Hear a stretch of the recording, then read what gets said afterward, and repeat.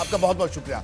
तो डॉक्टर संजीव बालियान हमारे साथ मौजूद थे, पश्चिम उत्तर प्रदेश से आते हैं और भारत सरकार में केंद्र राज्य मंत्री हैं। उन्होंने अपनी बात रखी इस पूरे आंदोलन को लेकर। उनका ये कहना है कि किसानों का मसला था उसे हल कर दिया है और जो बाकी मसले हैं वो कमेटी एक बनाई जाए और उस कमेटी के जरिए वो मसले धीरे धीरे सुलझाए जाएंगे, ये उनका कहना है। अब किसान संगठन उनकी इन बातों को किस तरह से लेते हैं इसके लिए थोड़ा इंतजार करना होगा। बहरहाल कृषि कानून को लागू हुए 1 साल से ज्यादा का वक्त बीत गया। इस 1 साल में भाजपा को सियासी तौर पर बहुत कुछ नुकसान उठाने पड़े। वो नुकसान भी जल्दी से आपको बता देते हैं क्या वो नुकसान है। कृषि कानून से अगर सियासी नुकसान की बात कर रहा हूं, विपक्ष को विरोध के लिए बड़ा मुद्दा मिला। विपक्ष ने सरकार की किसान विरोधी छवि बनाने की कोशिश की।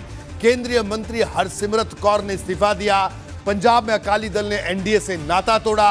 हरियाणा में सरकार और किसानों में जुबानी जंग चली। पश्चिमी यूपी में भाजपा के खिलाफ माहौल बनाने का दावा हुआ। पश्चिमी बंगाल चुनाव में किसान संगठनों ने भाजपा के खिलाफ प्रचार भी किया।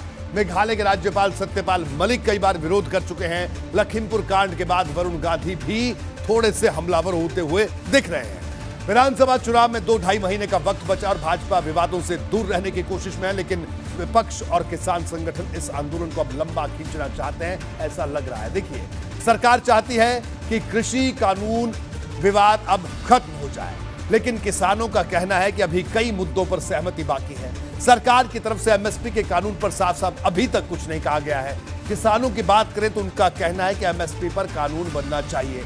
आंदोलन खत्म करने के लिए सरकार का नरम रुख है। दूसरी तरफ किसान संगठन आंदोलन को लंबा खींचने की कोशिश कर रहे हैं। कुछ किसान संगठन, सरकार का कहना है कि आंदोलन की अब जरूरत नहीं है, लेकिन आज ही राकेश टिकैत ने कहा कि देश भर में आंदोलन तेज करेंगे। सरकार किसी भी तरह सियासी नुकसान कम करने की कोशिश में है, लेकिन किसान संगठन भाजपा को सियासी नुकसान पहुंचाने की कोशिश कर रहे हैं।